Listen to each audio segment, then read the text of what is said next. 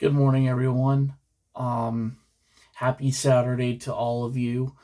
Um, but I wanted to talk about Kings of Pain because my significant other did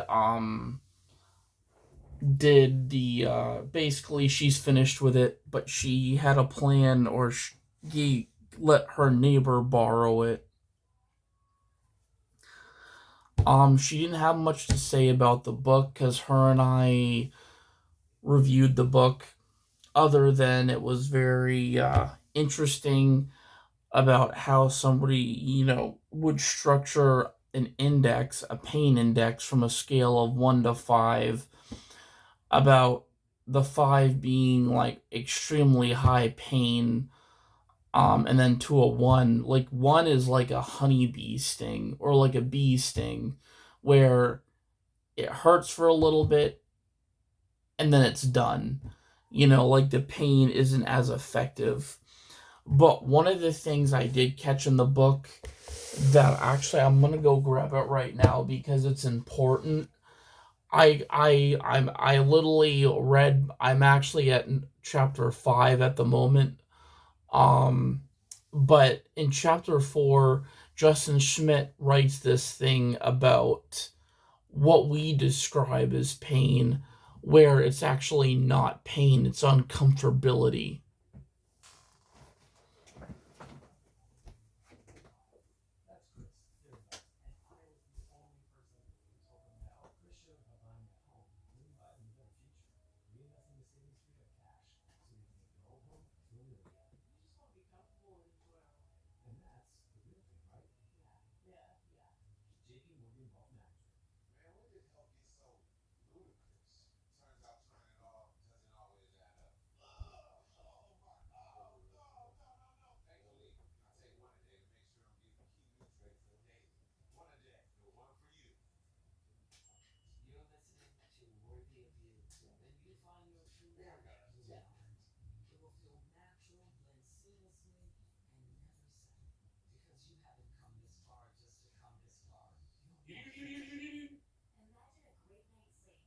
Do a couple of those out the window for your mother so she remember where she lives.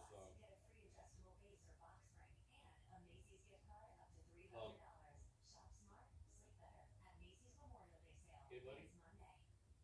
Be a good son. Give her some. Yeah, and a couple belly slaps so she remembers where the door is. Okay, honey? Hon?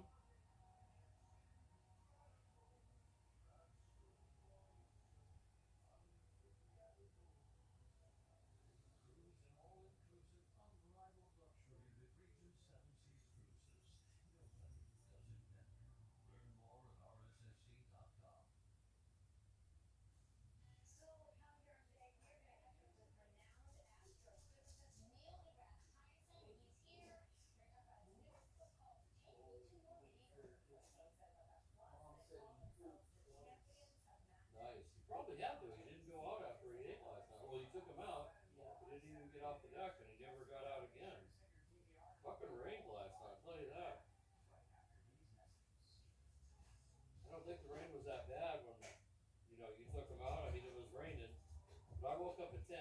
It rained pretty damn steady, harder than that. Yeah. Till I don't know 5 this morning or so. I don't really remember.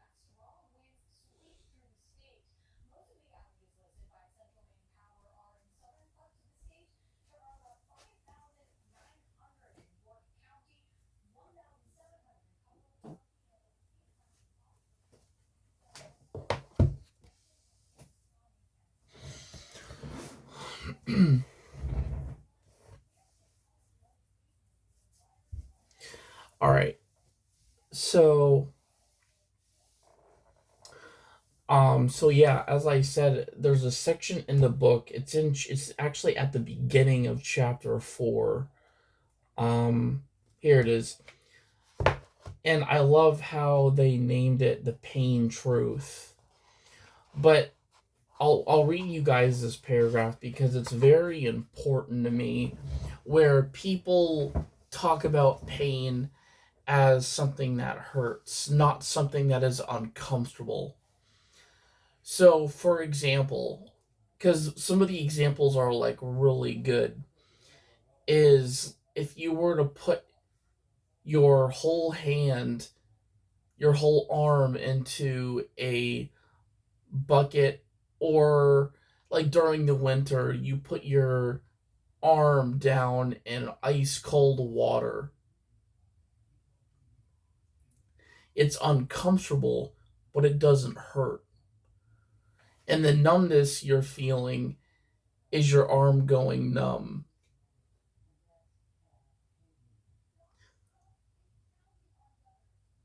But again, it's uncomfortable. It doesn't actually hurt. It's an uncomfortable sensation on your arm.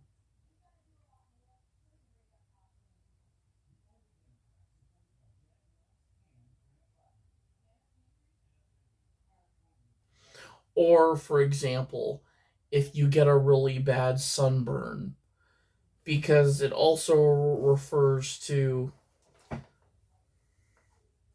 but pain is the sensation felt when a knee is scraped in a fall. So, for example, if like somebody scratches their knee on the pavement, it draws blood. That is pain. That is hurt.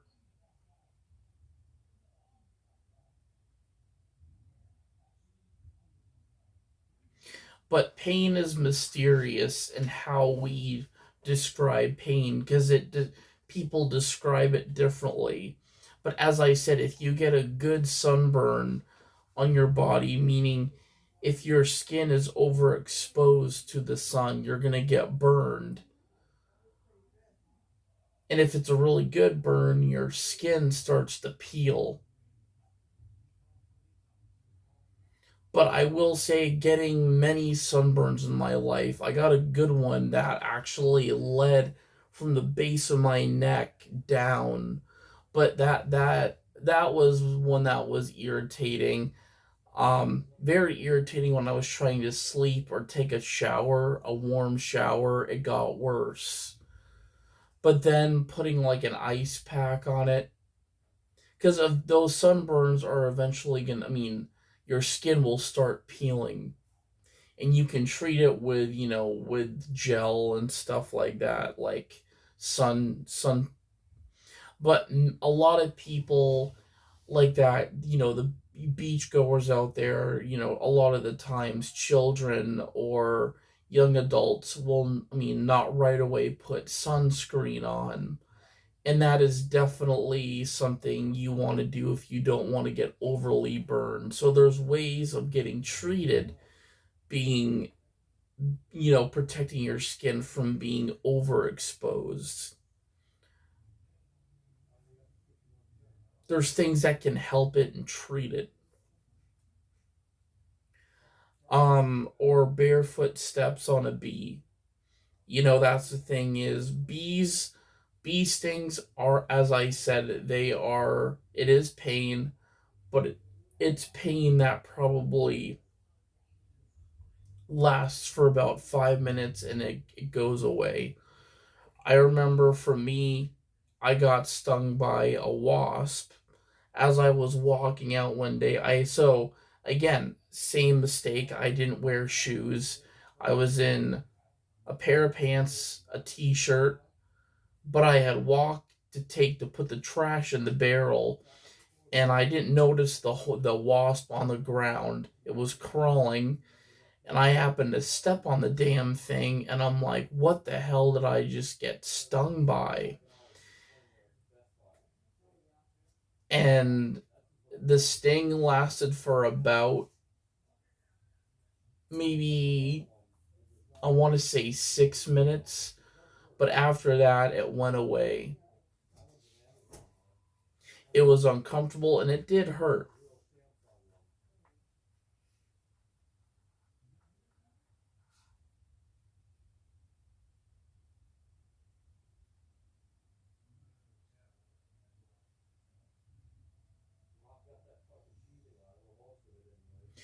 But warmth, as so that's the thing. Warmth is not pain, though it can become pain if too much heat is experienced.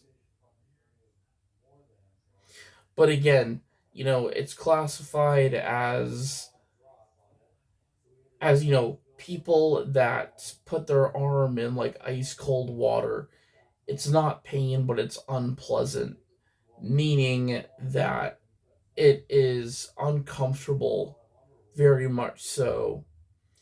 Or if you put your any part of your body on heat. Like for me, I've made the mistake of touching the wood stove when it's on. But that's the thing, you're going to have a reaction and be like, your hand's going to go up because your hand is reacting to the heat.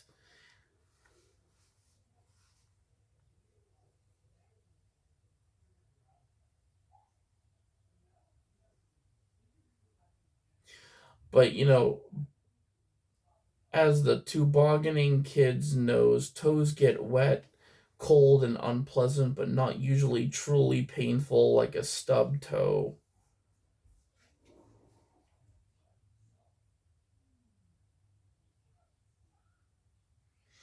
But that's the thing, we call nausea pain all the time. Those who might have a stomach ache, it's actually an ache than it is hurt.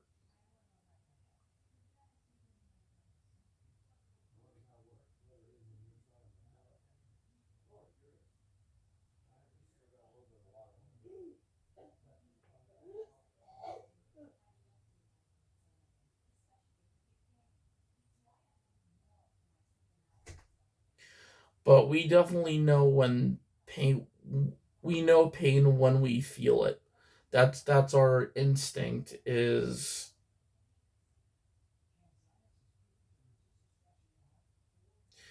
But that's the thing is nausea pain is different. And Justin states that he would argue far more unpleasant than the pain of a runner's stitch caused by the spleen contracting to squeeze more red blood cells into the bloodstream to provide acutely needed oxygen to muscles.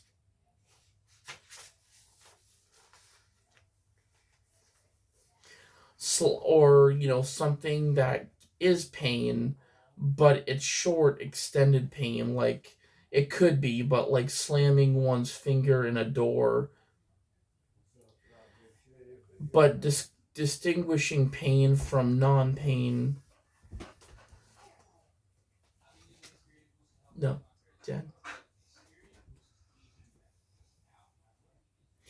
But I mean, pain and so what people categorize as pain and what is not pain.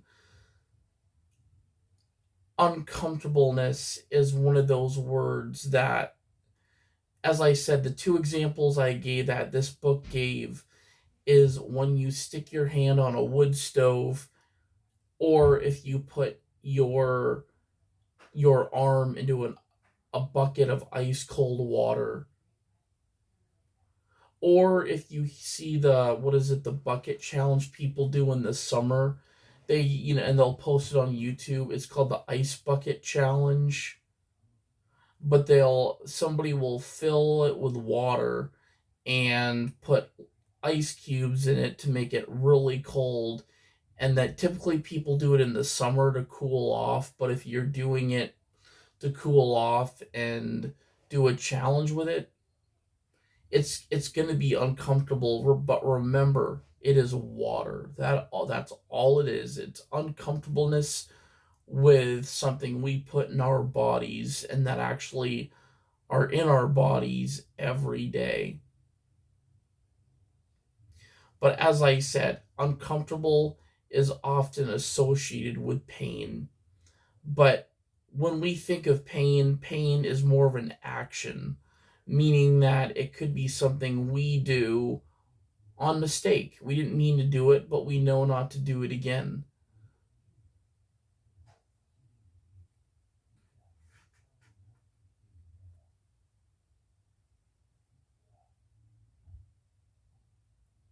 Unfortunately, I mean, I made the mistake and I didn't think about, I mean, safety didn't really come to me. I was incredibly focused, but I had gashed my thumb with a knife trying to carve bark off a walking stick using a pocket knife where I feel like I should have just stuck with the draw knife, but that resulted into an accident.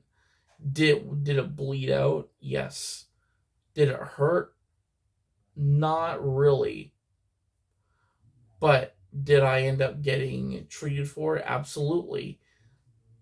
I mean, I will say that that was the very first time in my life I had to have stitches to cover a wound. But that's the things. Really, something like that, a gash or something incredibly serious. I feel like one of my friends from my childhood got it way worse because he fell off a tractor, and I don't know if it was a gash in his head or, but I mean, he had a deeper cut in his head when he fell off the tractor, but definitely, I would say he got more stitches than I. And this was when we were little kids, when still had connection with him, when we all played and did things together. Like,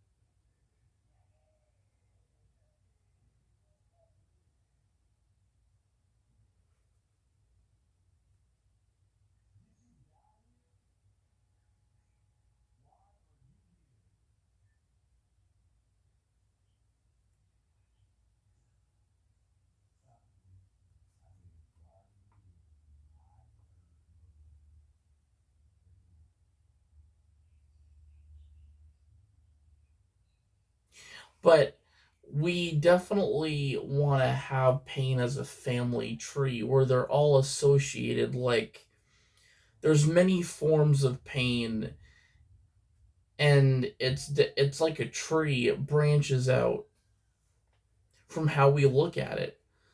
Like, again, like slamming one's finger in a door. Sometimes it's our actions that define how we get hurt. Meaning, I mean, if you didn't mean to put your finger there, it could have been by accident, but typically people can like acknowledge other people stating that don't put your finger in the crack of the door, or have more focus on where you cut away from you. But when you don't, that's what some you will end up with. Or when you're simply focused on getting a project done than what is currently going on in the current moment.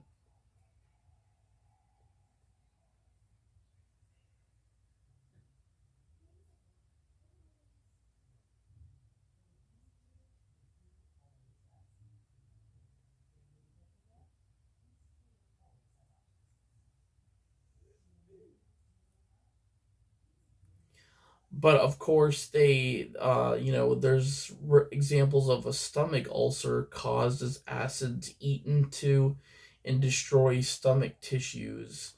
Again, we lack a common distinguishing word for hunger pain, though perhaps hunger pangs is a proper phrase that, when spoken, sounds the same as hunger pains.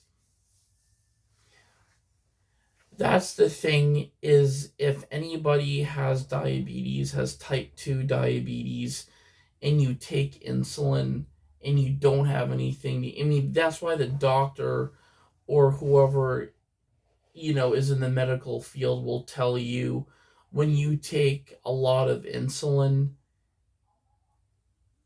I mean, I felt that sick feeling before going to program, but it typically indicates after you take insulin, you need to get something to eat right then and there. Because the insulin's job is to bring your blood sugar down to a fair area, a balanced area.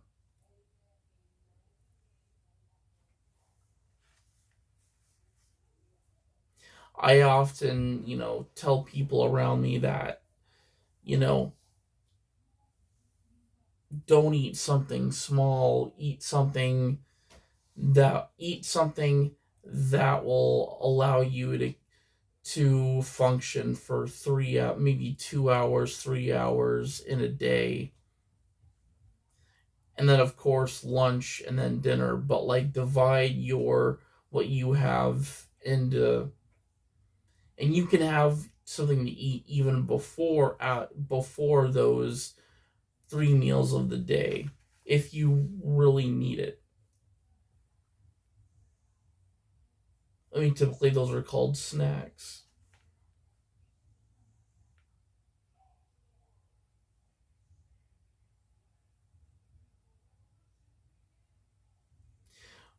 But common pain is the sensation felt when skin is damaged, a tooth injured, a broken bone, a muscle pulled. The spleen makes a stitch or a variety of other, mostly dermal or skeletal muscular problems. Another broad category is visceral pain. Is experienced when visceral organs signal damage or potential damage. The visceral pain resultant from tonsillectomy in adults, hemorrhoid surgery, childbirth, I am told, or other sources one hopes to rarely experience is distinctly different from common pain and considerably less pleasant from form of pain. Headache pain is another category of pain. The point of this discussion is not to define pain concretely, to make a psychogenic family tree, or even to claim that all the separations above are clear cut. They are not. The point is to illustrate just how complicated and murky pain is.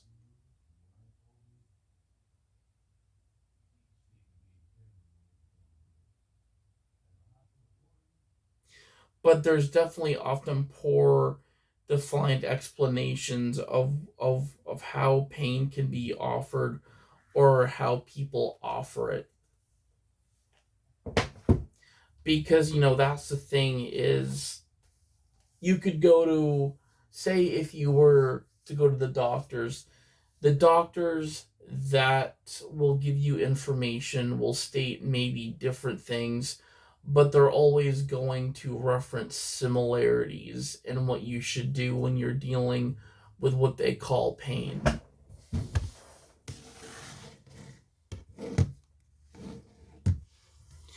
Because that's the thing, you get to go home dealing with a bee sting, right? It's important those who are allergic to bees is to always bring your EpiPen with you. Again, people will have allergic reactions, but if you don't have your EpiPen, the reaction is gonna be it's gonna be on that person who is stung, because you have to take the accountability and responsibility to bring what will help you not get a reaction.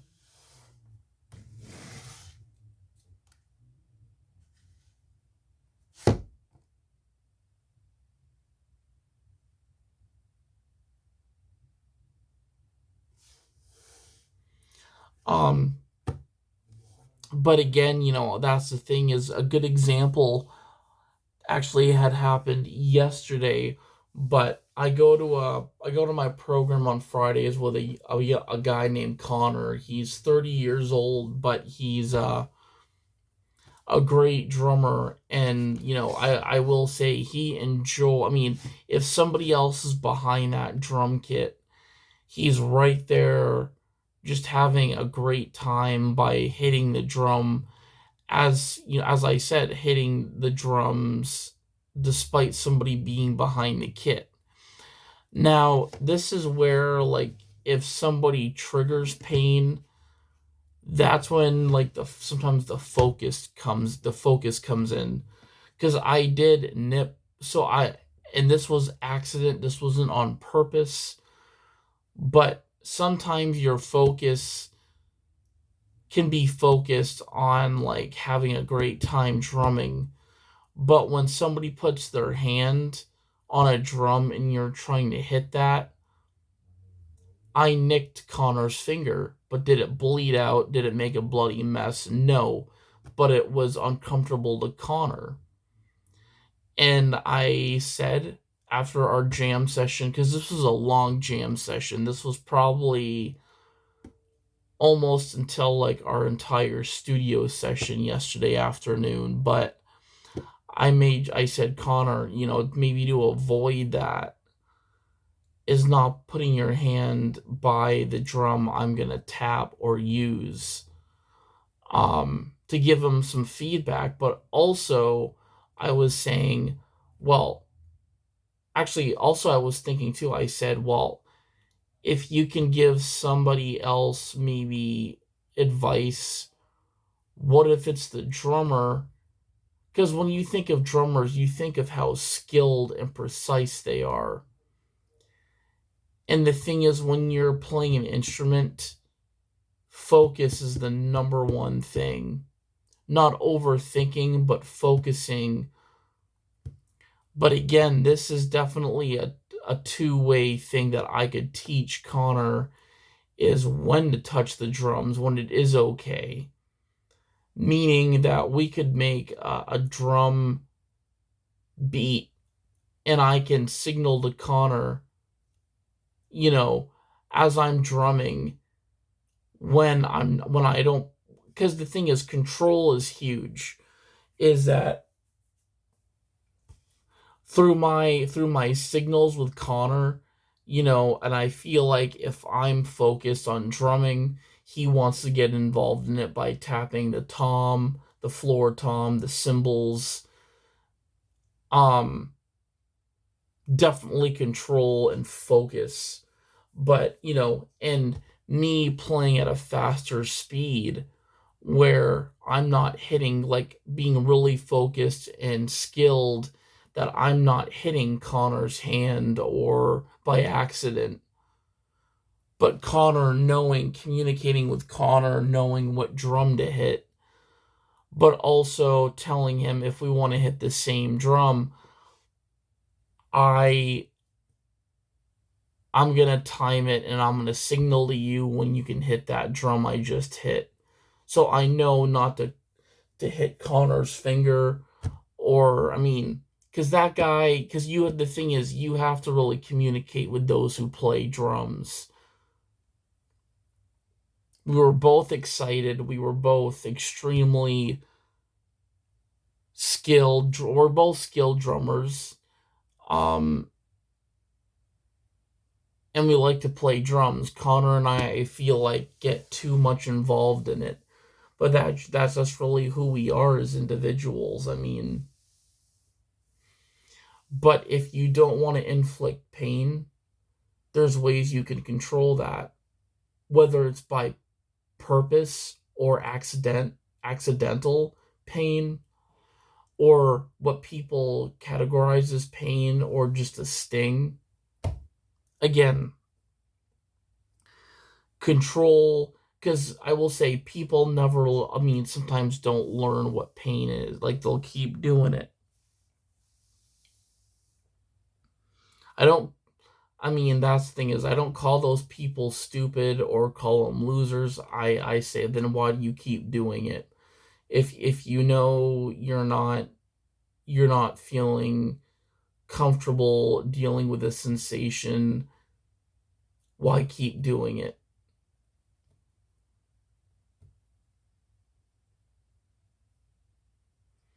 if you know where there's, I feel like anybody who experiences, as I said, uncomfortability knows not to do it again because it's uncomfortable. Usually when something's uncomfortable, by using it as an action rather than a describing word, the action is, oh, I just touched the hot stove. I won't be doing that again. Sometimes people will swear too. Um,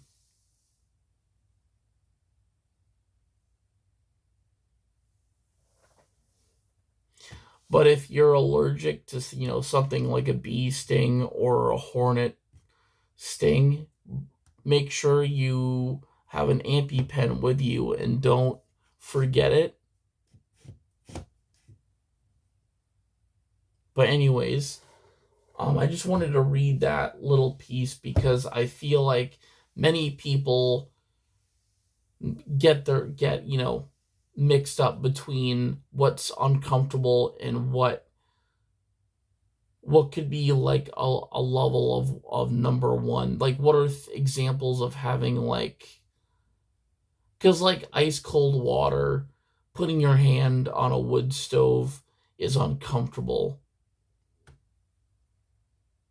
or touching a hot oven, touching a hot pan on a stove,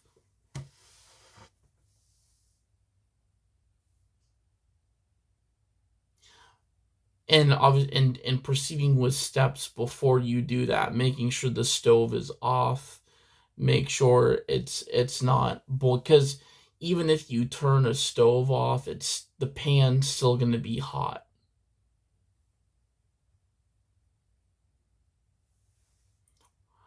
Or yeah, I mean, if you're making pasta and the pasta is, as I said, the water that's in with the pasta is also going to be hot even if you turn the stove on. But typically you boil the water before you put the pasta in the pot.